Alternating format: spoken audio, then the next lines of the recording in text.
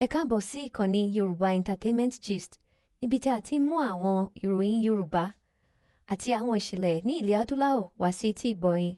Ẹ máa bá wa kà lọ. Ìgbà náà lọ́nà sọ àyà àlùkùrá àgbẹ̀kàlù kúlíyà yóò alikafirun láhàbùdù máa ta àbùdù wà láàánà ábìdù máa bàdí tún wà láǹtún máa bìdù náà máa àbùdù lákùndínlùkùn wàlíyàdé. Ẹ̀sìn tí kó máa jẹ́ ti ẹ̀sìn tiwa kó máa jẹ́ tiwa. Bí n bá lè tú gbogbo ẹ̀, Musa mọ̀ pé lákùndínlùkùn wàlíyàdé.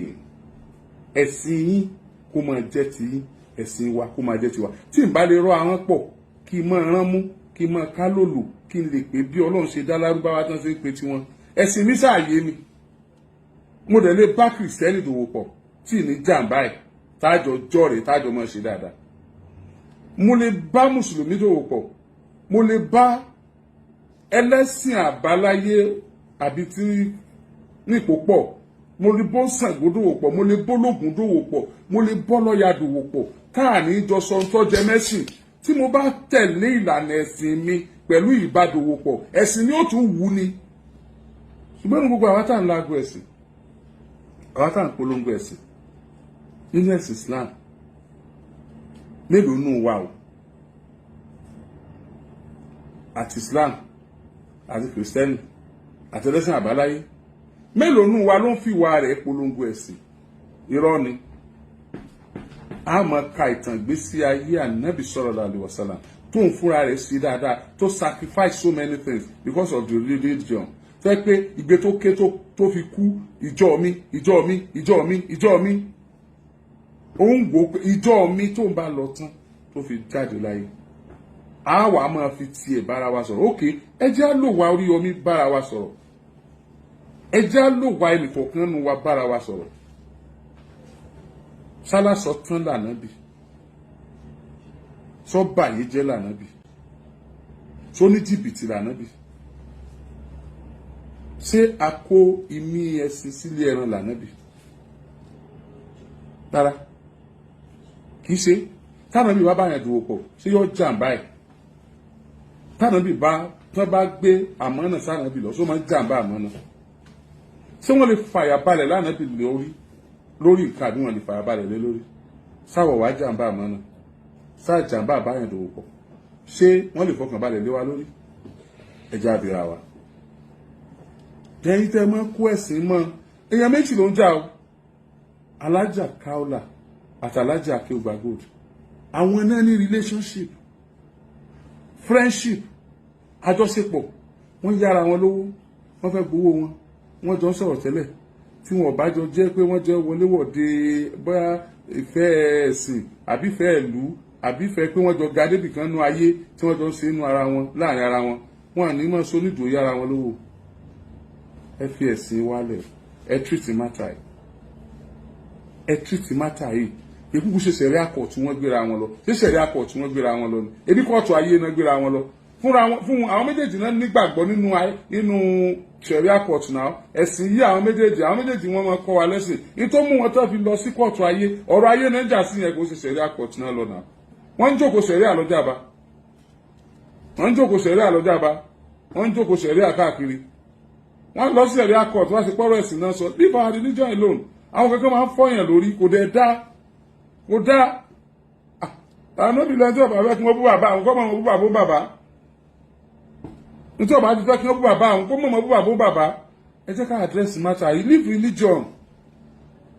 Kò sí tó burú ká bá Alhaji Akeugbagold sọ̀rọ̀. Saheed Òṣùpá ìgbà téèyàn ṣẹ̀ tí ó sì fẹ́ tẹ̀lé òfin orílẹ̀-èdè Nàìjíríà, ó gbé ẹni tó ṣẹ̀ lọ sí ilé ẹjọ́. Ilé ẹjọ́ ó detain ẹni tó ṣẹ̀. Àwọn èèyàn dẹ̀ bẹ̀ Saheed Òṣùpá. Saheed Òṣùpá sì gbà pé ok nígbà tán ti bẹ̀ mí ó ti tán mo sọmọlúàbí mo kú ńbẹ̀. Yà ó dẹ̀ kú ńbẹ̀ ó dẹ̀ release ẹni ẹ lọ. Ẹni ẹ ṣe dáadáa sí lẹ́yìn ìgbà yẹn kò ṣe dáadáa sí lẹ́yìn ìgbà yẹn kò sẹ́ni tó béèrè mọ́. Ó dẹ̀ láyé ẹ lọ ẹni ẹ náà láyé ẹ lọ. Saheed Òṣùpá is a Muslim. Ọmọ tó bá jọ nìkan náà àmẹ́sìn àmọ́ tí kálukú ń ṣe. So ẹkúnlẹ́tà treat wọn ní bọ́lọ̀ ṣe dá wọn. Why religion? Why the religion? Why? Ẹ fẹ̀sìn lẹ́fẹ̀ẹ́ lẹ́sìn. Ẹ jẹ́ kálukú ọmọ ẹ̀ láyé ẹ lọ. lórí tí àwọn èèyàn bá ti ń ṣẹ̀ ẹ bá wọn wí pẹ̀lú ohun tí wọ́n fi ṣẹ̀ lódodo àwọn méjèèjì jẹ́ ẹlẹ́sìn tó gbé ẹ̀sìn lọ́wọ́ so I expect àwọn nǹkan kan lọ́dọ̀ àwọn méjèèjì disappoint ara wọn disappoint wa kò yẹ kó tó bẹ́ẹ̀ yẹn kankan oríṣiríṣi lẹ́ ń sọ bọ́ ẹ má fẹnu àbùkù sọ̀rọ̀ ẹ̀sìn kankan ẹ má fẹnu àbùkù sọ̀rọ̀ Islam ẹ má fẹnu àbùkù sọ̀rọ̀ Kristẹni ẹ má fẹnu àbùkù sọ̀rọ̀ ẹ̀sìn kankan ẹ jẹ́ kálukú máa ṣẹ̀sìn ẹ̀ ẹ já máa treat àwọn ọ̀rọ̀ tó bá wà ńlẹ̀.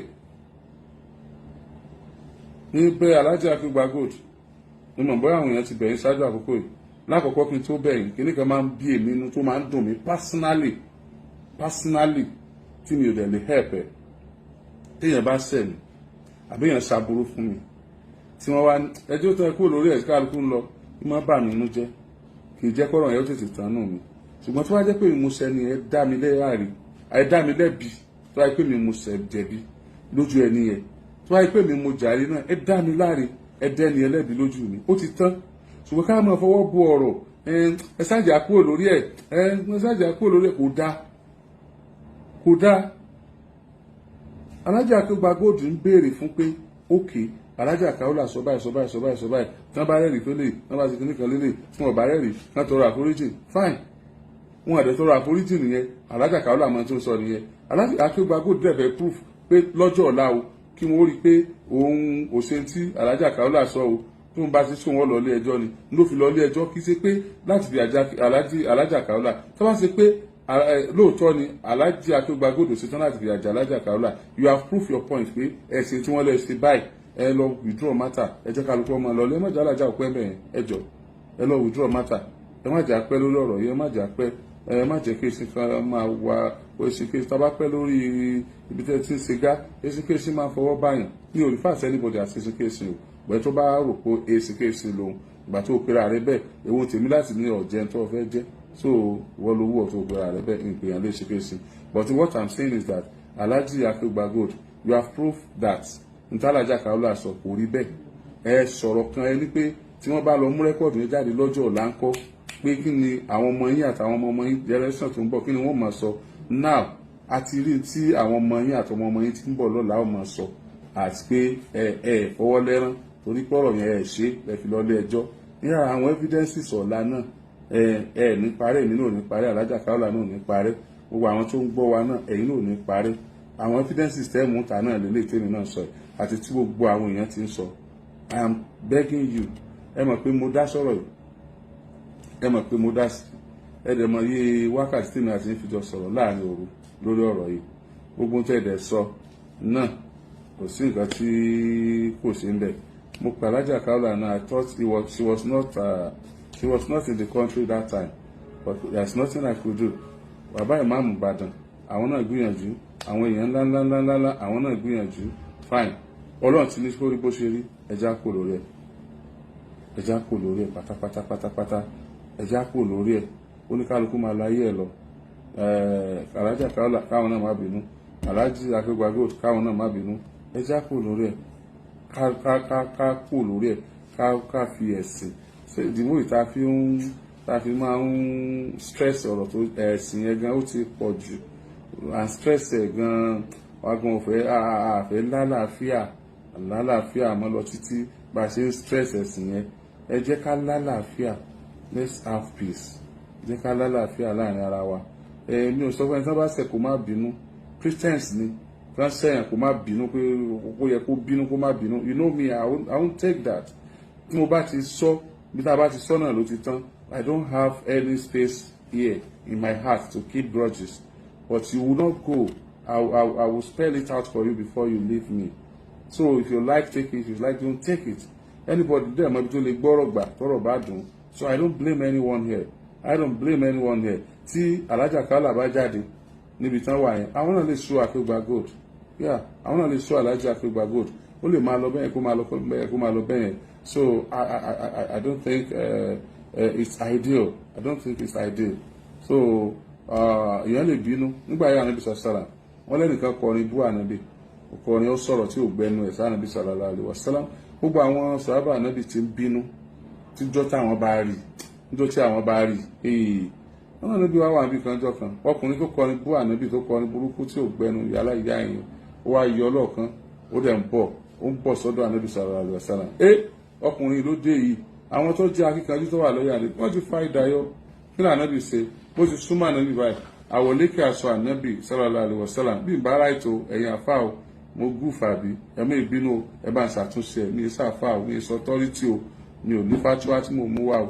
wọ́n lọ ànábì sallallahu alaihi wasallam bọ́ aṣọ bóyá àwọ̀lékè aṣọ ẹ̀ wọ́n ló dẹ̀ dáàbò ẹni yẹn bó ṣe ó sáré daṣọ yẹn bò wọn àdẹ ní máa na onítọ̀hún wọ́n máa na aṣọ ànábì mọ́ lára for that reason wọ́n kálukú kí da ẹ̀bà pọ̀ ó wá ṣẹ̀ṣẹ̀ tó ń kọrin tó fi ń yin ànábì sallallahu alaihi wasallam kí ni mo fẹ́ ká mú yọ bí tí kì í bá ṣe pé ìbínú wà nígbà náà ànábì ò ní sáré daṣọ ẹ̀ bò ó mọ̀ pé tí wọ́n bá ṣẹ̀yàn èyí ó bínú ni Alhaja Akeugbagold ọba bínú àwọn ọmọ wọn ò ní wọ́n máa rìn pẹ̀lú ìtìjú inú wọn máa bàjẹ́ Alhaja Akeugbagold ọba Alhaja Kaola tí wọ́n bá sọ̀rọ̀ yóò máa dùn wọ́n wípé wọ́n ṣerú nǹkan báyìí fún àwọn so àti Alhaja Akeugbagold àti Alhaja Kaola ẹ má gbàgbé pé ẹ̀yin méjèèjì ọmọlúàbí ni yín láwùjọ tẹ́ ẹ̀dẹ̀ jẹ́ àmúyangàn ẹ̀yin méjèèjì náà lẹ́ ń kó ìyá Agodi nígbà wọ́n tì mí Magodi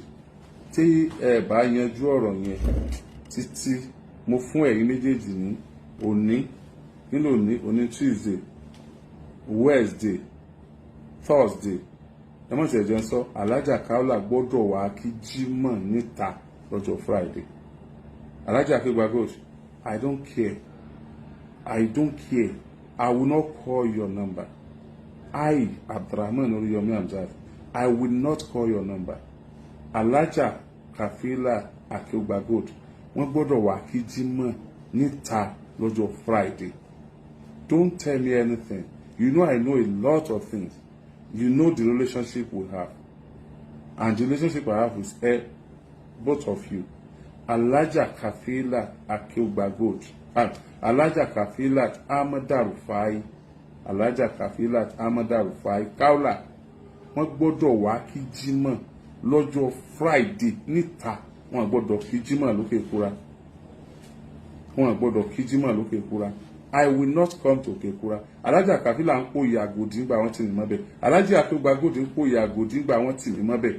I will not come to Kekura. I promise you. I will not come to Kekura. Alhaja ahmedisa Kaola wọ́n gbọ́dọ̀ wá kí Jímọ̀ kó tó di Jímọ̀ wọ́n gbọ́dọ̀ wá ń ta gbogbo tẹ́ ẹ bá lè ṣe everything tẹ́ ẹ bá lè ṣe I want you to do it. So ẹ̀yin fúnra yín lẹ́sàárẹ̀ lọ sí High Court tẹ́ lọ ti bẹ́ẹ̀lì ni because bail High Court ó supersede Supreme Magistrate Court àbí sítì mi ọ̀ wà kó tó di déètì tí wọ́n fún wọn ní July ni tẹ́sàárẹ̀ yanjú ẹ̀ àbí tí ẹ bá wá wò pé gbogbo gbìyànjú yín kò ṣeé ṣe kó yanjú ṣáájú ọjọ́ yẹn let me know so that I will come out and tell people that you have started, you are trying, you have buried the matter. Sir, you have proved your point. Èmi ò sínú àwọn tó ń dá yín lẹ́bi. Ẹnikẹ́ni tí wọ́n bá lè ṣẹ̀ tí ò bínú alábòsí èèyàn. Ẹnikẹ́ni tí wọ́n bá lè ṣẹ̀ tí ò bínú ẹ sá fún ẹni bínú. Ṣùgbọ́n ká bínú kó tán, kọ́rẹ́ ẹni ó bá ní sọ̀rọ̀ kó tán. Ọ̀rẹ́ ẹ̀yin méjèèjì ni mo jẹ́ ẹ̀yin méjèèjì lẹ jù mí lọ lọ́jọ́ orí ṣùgbọ́n ọ̀rẹ́ ẹ̀yin méjèèjì ni mo jẹ́ whatever you can do bí o pàṣẹ fún yín o ṣùgbọ́n ẹ̀yin as a person ẹ mọ Oriyomi ẹ dẹ̀ mọ bẹ́ẹ̀ sì lè gba nǹkan lọ́wọ́ mi Alhaja ahmedisa wọ́n gbọ́dọ̀ kí Jímọ̀ níta tí ẹ̀wọ̀n bá wá kí Jímọ̀ níta tọ́ a jẹ́ pé nǹkan mi ò àtúnjọ mọ́ sọ́là ni àti yín ìsìn ní Alhaji Akeugbagold jà ìlóhùn ẹ̀yin méjèèjì ni màá bá jà ìbà yín jà gidi ó ti tó gẹ́ Alhaji Akeugbagold ẹ rántí ipò yín ẹ sì rántí tẹ́ ń wò níwájú Ọlọ́run ẹ rántí ipò yín tẹ́ wà báyìí ẹ sì rántí tẹ́ ń wò níwájú Ọlọ́run gbogbo ẹ tó bá bu yín pátá wàláhì ó ṣàbòsí gbogbo ẹni tó bá gba Alhaji Akeugbagold ọmọ pretty peace lọ́rẹ̀ kó ṣe báhùn Alhaji ò ṣe dáadáa Alhaji ṣe kìnnìkan wàláhì alábòsí ni wàláhì alábòsí ni. gbogbo ẹ̀yin tẹ́ ń bú wọn wàláhì ẹ má ṣe bẹ́ẹ̀ o wàláhì gbogbo ẹ̀yin tẹ́ ń bá Akeugbagold wàláhì ẹ má bú ẹ̀yin tẹ́ ń bá Alhaja Kaola wàláhì ẹ má bú ẹ má jí ẹ má ṣe bẹ́ẹ̀ o wàláhì gbogbo ẹ̀yin tẹ́ ń bá Akeugbagold wàláhì ẹ má bú ẹ̀yin tẹ́ ń bá Alhaja Kaola wàláhì ẹ má bú ẹ má jí nígbà tí wọ́n jà làmọ́ tí ń bẹ láàrin wọn nígbà wọn ò tí ì jà àmọ́ tí ń bẹ láàrin wọn nígbà ọ̀rọ̀ wọn wọ̀ wọ́n lè ti jọ sọ̀rọ̀ mi rí nígbà ọ̀rọ̀ wọn wọ̀ wọ́n lè ti jọ sọ̀rọ̀ rẹ rí nígbà ọ̀rọ̀ wọn wọ̀ wọ́n lè ti jọ dọ̀wẹ́kẹ̀ bóyá wọ́n rẹ́rìn rí wọ́n sọ̀rọ̀ rẹ́rìn nípa ọ̀rọ̀ mi àti ẹ̀ 12 million naira máa dúró ẹbí tọ́lá ni tẹ́bí mi bá gba 200,000 níbàdàn lónìí wàláhì wọn ní sínú àwọn tó ń sunkún kí mú kéèyàn kan tó lè dúró káàsì kólẹ̀ pé a kó fọ́kọ rẹ̀ nítorí pé ó dúró ó tọ̀ ń dà lọ́wọ́ wa ni wọ́n jọ dá lọ́wọ́ ara wọn rípa ẹ má dá sí ti ọkàn yìí ọ̀rọ̀ sọ̀rọ̀ dá sí o àdánwò social media tí mo wá sọ ń bẹ̀ ni pé anybody ní ọmọ bọ́ta yóò kàn máa sọ̀rọ̀ ẹlòmíì tí kò lè dá mùsùlùmí lè rẹ̀ control yóò sì mọ control bàbá wọn bàbá yóò mọ sọ̀rọ̀ burúkú sẹ́ni ẹlẹ́ni wọ́n á máa wé brain wa tọ́lọ́run ti dá tọ́lọ́run ti direct ẹlòmíì ọjà yóò mọ advice wa Alhaji Oriyomi ẹ má ṣe báyìí o Alhaji Oriyomi ẹ ṣe báyìí o ọ̀rẹ́ yìí ni mí o kìnnìkan ní ó sì bu ohun tọ̀ ní ó sì pe àìlọ́ rẹ̀ Alhaji Akeugbagold ẹ ṣe á ṣe báwọn Alhaji Akeugbagold ẹ̀dá Alhaji Akeugbagold ẹ ṣe bá ànábì lẹ́ ń tẹ̀lé Alhaji Akeugbagold ṣe bí kìnnìkan Alhaji Akeugbagold ṣe bí kìnnìkan wọn ò bá fi irú èyí lọ́wọ́ ìwọ àgbà kọ́ bọ́ta kọ́ máa sọ̀rọ̀ burúkú sórí Yomi òní ọ̀fọ̀ lẹ́nu Alhaja Kaola ti lè sọ̀rọ̀ jù Alhaja Kaola ò dá Alhaja Kaola ṣe báyìí Alhaja Kaola kìíní kan tí o ti ń dúró de kí Kaola òṣùbù tẹ́lẹ̀ kó fi ṣe ẹ̀yẹ́ ni o ti ń dúró de Kaola òṣùbù kó fi ṣẹ̀sìn ni ibi Kaola kù sí tó ń bú sí un ẹjọ́ òlọ́lọ́ bá rí tó sọ fún tó ní ọgbẹ́nu ẹ̀sọ́ òun ò fẹ́ rí ọmọ inú ayé tó fi lẹ́ excuse láì sọ pé Kaola ò dá ẹni bí Kaola ibi wo ló ṣe sí ọ rí àbí kò sí nǹkan kan láàrin wọn Kaola ń sọ̀rọ̀ ìjà ló dé fa ó sì ń dá lé kúnnà àwọn méjèèjì ẹrú ọlọ́run kó tó dá sọ̀rọ̀ lọ́rọ̀ o àdánwò social media àwọn tí ẹ lè rí lójú ayé báyìí kẹ́ ẹ dúró kí wọn tẹ́ ẹ dọ̀bálẹ̀ tẹ́ ẹ bá búbú tẹ́ ẹ pé bílẹ̀ ẹ bá tún jì sí ẹ̀fẹ̀ wọnú ẹ̀ ẹ sì máa sọ̀rọ̀ burúkú sí wọn lórí social media anybody can just talk wá gbé fóònù wájú mo ṣe gbé wájú yìí gbogbo tó wá bá lẹ́nu náà mọ̀ sọ unscripted word àwọn ọ̀rọ̀ tí ò bá làákà ìmú ń dẹ̀ mọ̀ sọ ẹlòmíì iwájú lọ́ọ́ tí ni ó dùn sí yóò ti mú tí yóò mọ advice èèyàn gidi tó ní làákàyè ẹlòmíì gbogbo tí bá ń ṣe òun gángan tí bá jànú ayé ẹ̀ tí òjò ní làákàyè yóò sì mọ bí báyàn gidi sọ̀rọ̀ ayé ìṣe àríbá ìgàn àdánwò social media nípa enough is enough bó ṣe ọgọ́ta èèyàn méjì já òun bú Islam ọmọ kálíbà àwọn èèyàn tó wà ní Islam ó ti bú àwọn èèyàn tí tó jẹ́ pé kò yẹ kó pilẹ̀ bú rárá èèyàn méjì já òun bú Christianity ọmọ kálíbà àwọn èèyàn tó wà Christian ó ti bú gbogbo èèyàn tí ó yẹ kó bú láyé èèyàn méjì já òun bú ẹlẹ́sìn àbáláyé kí ló wà ní Islam tí ó sì ní ẹlẹ́sìn àbáláyé a ní professor ní Islam professor bẹ́ẹ̀ ní ẹlẹ́sìn àbáláyé a ní doctor ní Christianity doctor bẹ́ẹ̀ ní ẹlẹ́sìn àbáláyé a ní professionals nínú gbogbo ẹ̀sìn. So what are you telling me? If your own religion is superior, follow your religion, leave every other people's religion. Tani kan bá kówó rẹ̀ lọ gbalẹ̀ ibi òwú ló kó lọ́hùn tani kan bá kówó rẹ̀ lọ Saudi ibi òwú ló kó lọ́hùn wọ́n kò kówó fún lárúbáwá sí bàbá àti ẹni kó wá kó fún. Let everybody follow his or her beliefs. Religion has to do with belief, and belief is not faith. The belief is in. Even ní sense gan. How can you be uttering someone else's belief? What is giving you problem about my belief? What is giving me problem about your belief? And that is why we are where we are today. That is why we are here. We don't need it. We don't need it at all. Doesn't worry. Ẹ̀sìn tó gbọ́dọ̀ ní ó fún wa reward tí kìí ṣe èèyàn. O lè kírun fẹ́ kú kọ́lọ̀ máa wù ẹ́. O lè lọ chọ́ọ̀chì kó dèkúté chọ́ọ̀chì kọ́lọ̀ máa rí etí ẹrù. Èèyàn kankan lè ti mu tí yóò kó ti ṣe ṣekúṣe kó kàn wọ́n ń gbọ́dọ̀ gbọ́dọ̀ kan lọ́n dẹ̀ máa bless ẹ̀. Ó yá dẹ̀ rọrùn wò. What is this? The way of God is more complex than what we are doing. Leave any other religion. Jẹ́ ká lùkú sẹ̀sìn ẹ̀. Ẹ bá yàn wí ẹ bá wí ẹ fẹ̀sìn lẹ̀.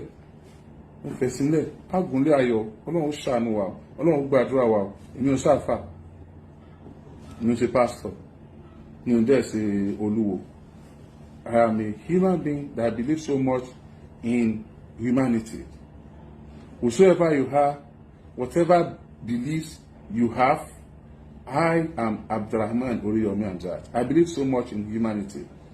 A bí mi sílẹ̀ Yorùbá kí n tó jẹ́ ọmọ Yorùbá gan Ìbàdàn ni mo kọ́kọ́ jẹ́.